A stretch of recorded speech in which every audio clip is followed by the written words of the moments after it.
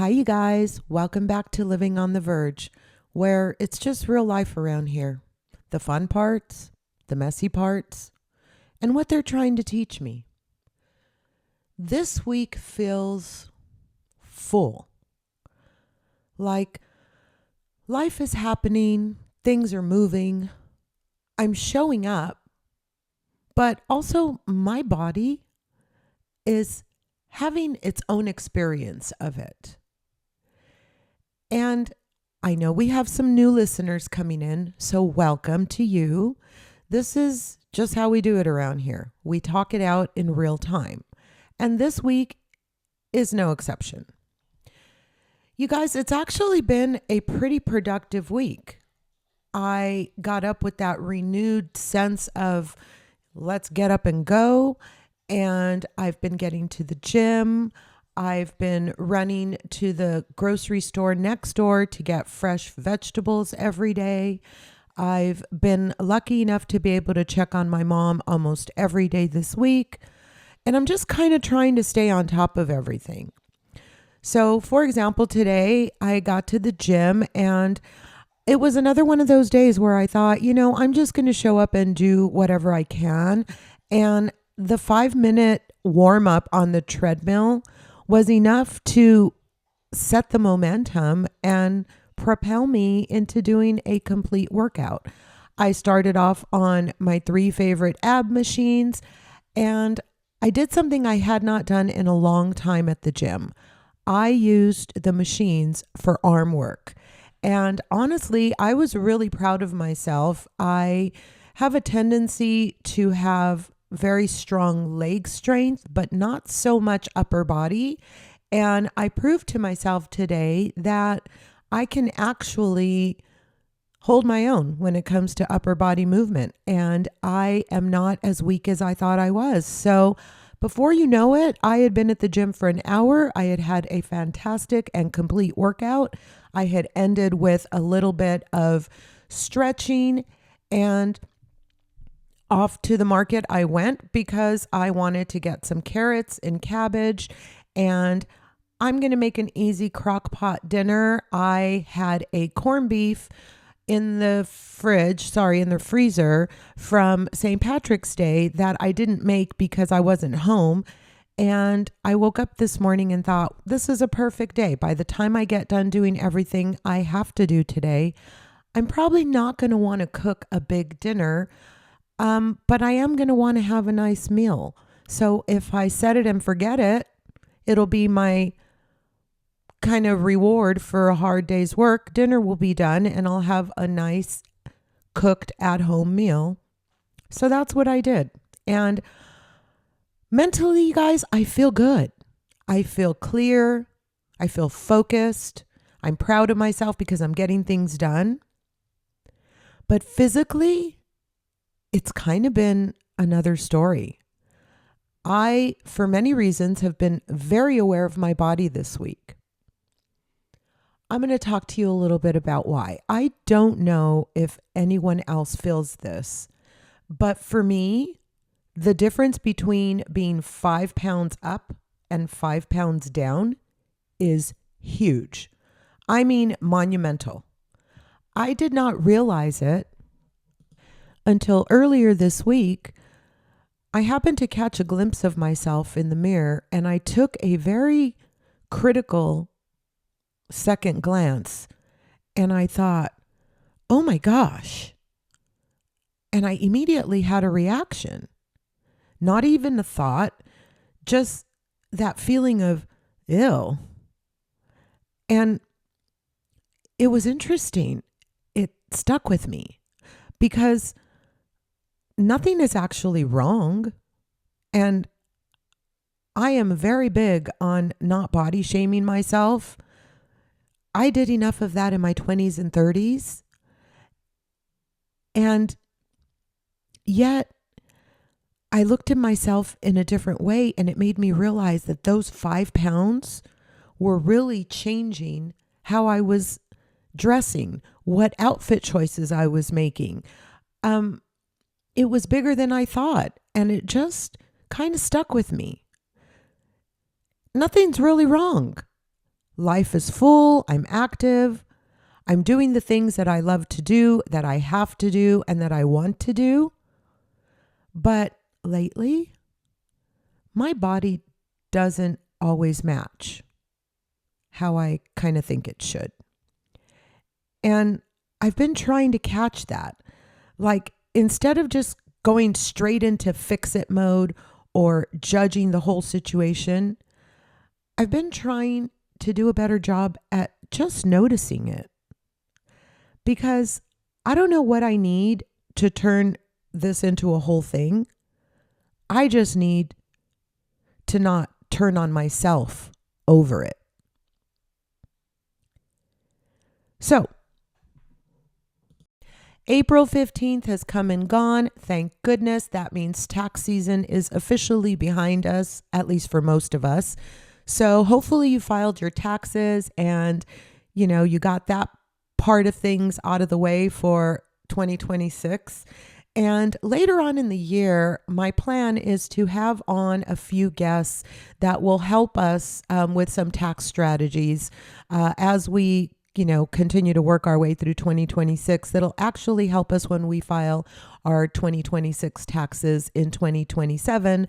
But for now, let's just forget that tax season even existed, because technically we can exhale and all move on for a moment.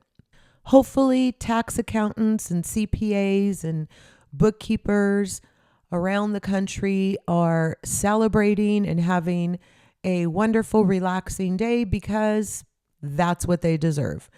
I used to do tax prep back in the day, just simple returns, nothing crazy. But I remember the feeling of sheer mental depletion and exhaustion on April 16th.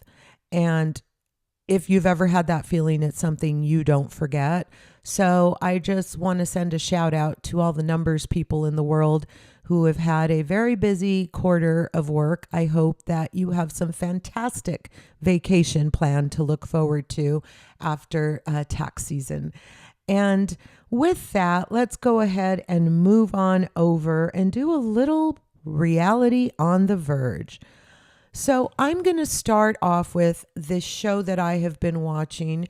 It's called Temptation Island. And so let me really quickly explain the premise of the show.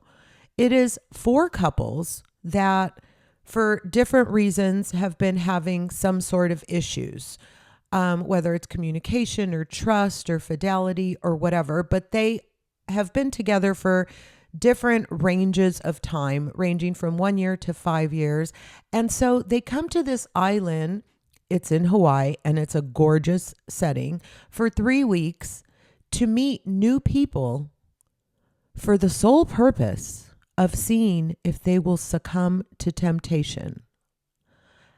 And honestly, it's always wild to me how people go into these situations saying one thing and then doing something completely different when they're actually in it.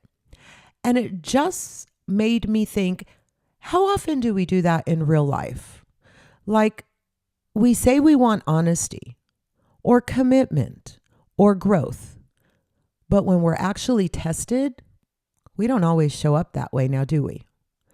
So let's talk just for a few about the couples, because all of this got me thinking of how I see different themes in each couple.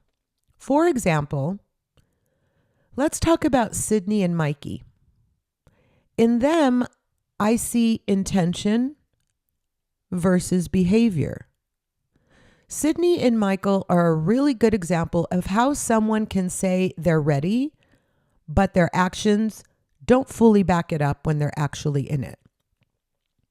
And then there's Kaylee and Summit.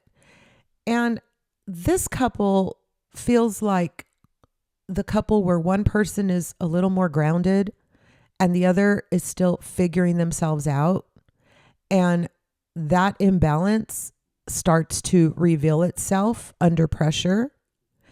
And the theme that caught my attention here is this is a couple who is in different levels of readiness for this relationship. Couple number 3, Scarlett and Cole.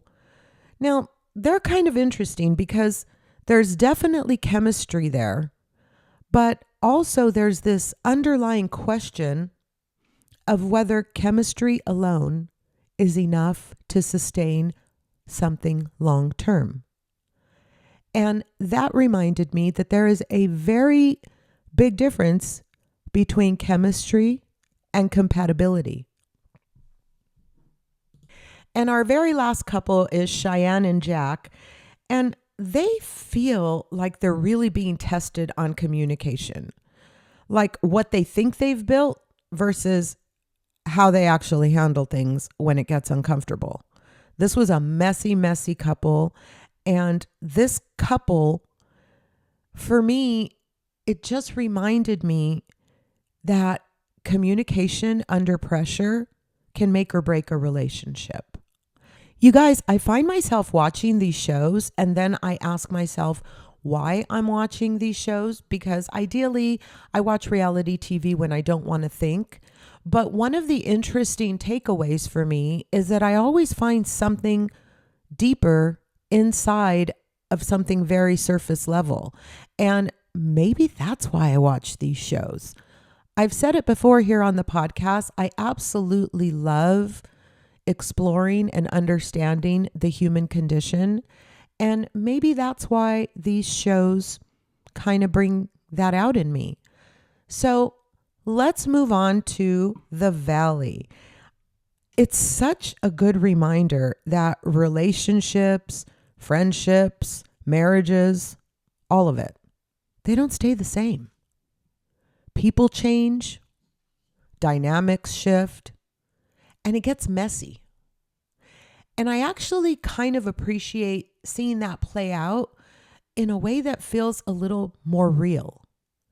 What a difference from the lightness and banter of season 1 and the darkness of season 2.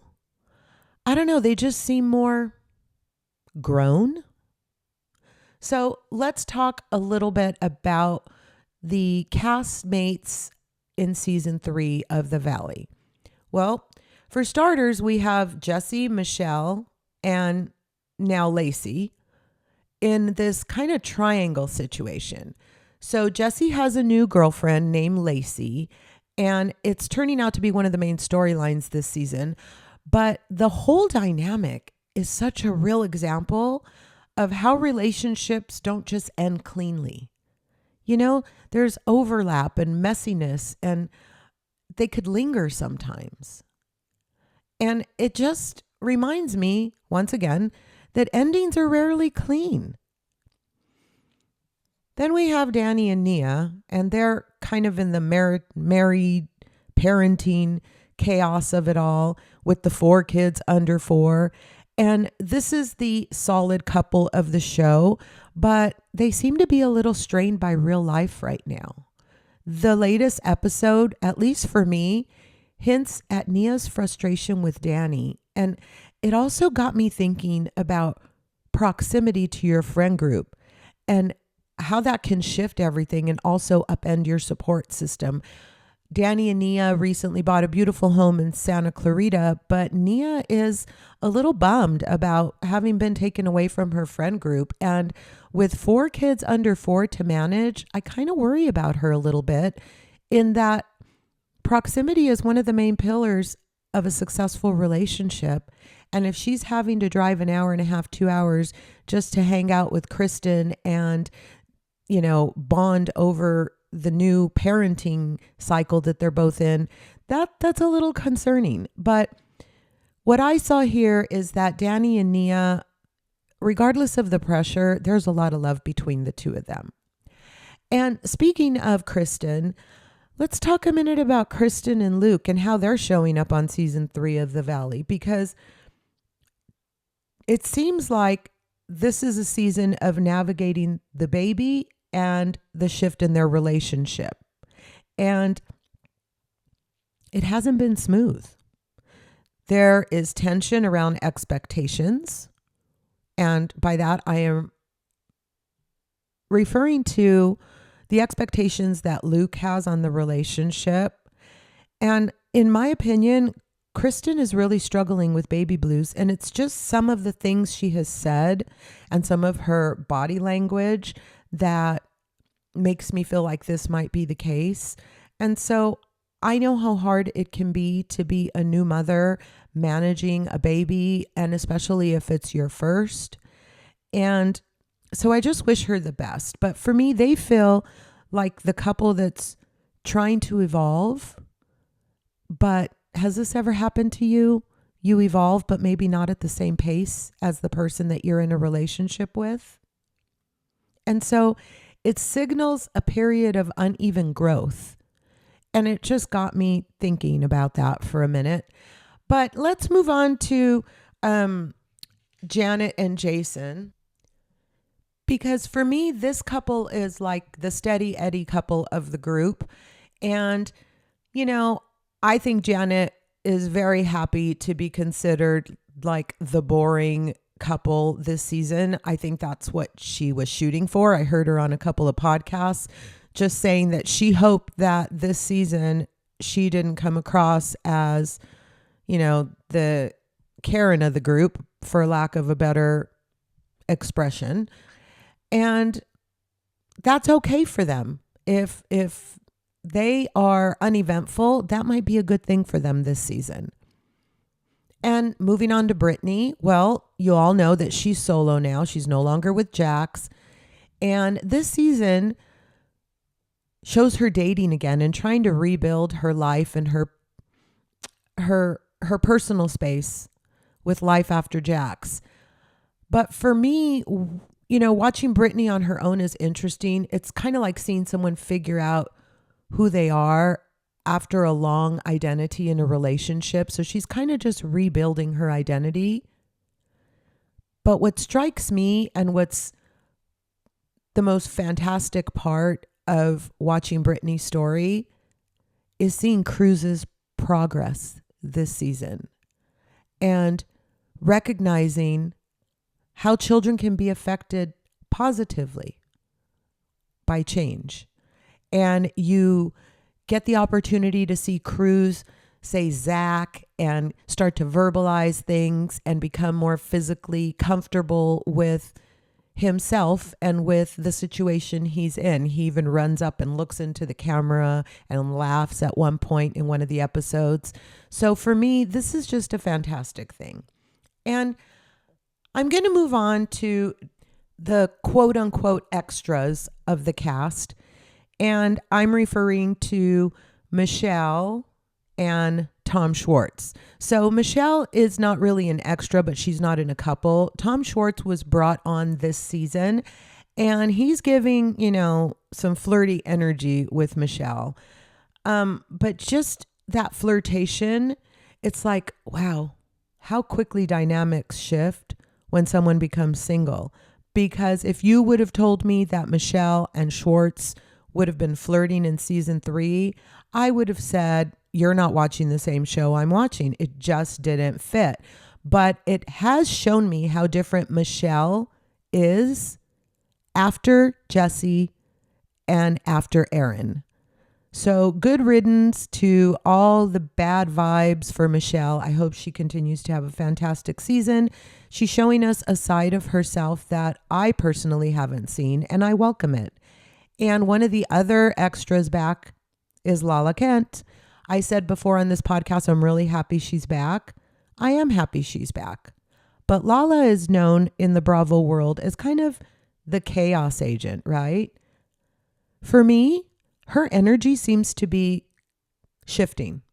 It's like, I don't know, she's conscientiously trying something different. Almost trying to be the diplomat of the group, the peacemaker. It's not something I'm used to seeing coming out of Lala, but I'll watch. It's interesting. It seems that the cast members that are not couples, for me, are still providing really relevant dynamics this season. And so I'm going to keep watching.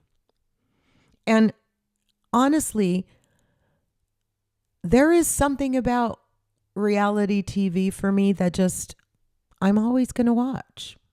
And speaking of real life, let's shift gears a little because we did get out this week and now it's time for Winos on the Verge, my quick honest take on where we went, what we drank, and whether I'd go back.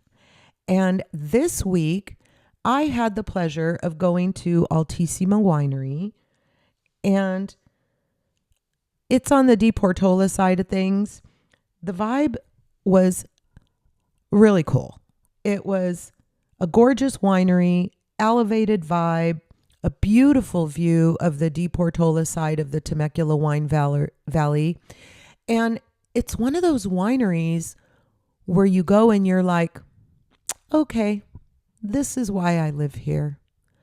The day was gorgeous, the setting high up on a hillside, plenty of parking, seating outside downstairs. Our poor Shauna downstairs in the main tasting room was very welcoming, very informative, and I felt great there. We went upstairs and sat in the VIP tasting room, which is for members only, and Charlene was pouring up there. And honestly, the weather was perfect, warmer than we expected it to be, but it really made for a lovely afternoon. So what was the standout? For me, it was their 2020 Monastrell. And I have an inside tip for you guys. The 2020 is currently on sale at half price, $31 a bottle. Why? Not because it's bad. Again, it was my favorite, but because the owner has a new batch that he's really excited to release. And so they're trying to get rid of the 2020. And I bought a bottle. I liked it that much. So overall, would I go back? Yes, I would. In fact, I enjoyed this one so much that I have put it on the short list that I'm working on for that number 3 spot I'm trying to fill for membership in 2026. I give Altisima Winery a 4 out of 5 wine glasses on the Winos on the Verge scale. And that's it for this week's Winos on the Verge. You guys, if I had to sum up this week, I would say it's really just been about showing up in the middle of it. You know, life doesn't wait until everything is perfect. Your body, your schedule, your mindset. But you just keep living it anyway. And maybe that's the point. You don't wait until it's perfect. You just live it. Thank you for spending this time with me. If you're new here, just know I really appreciate your presence and I will be back. But until then, I will be right here living on the verge.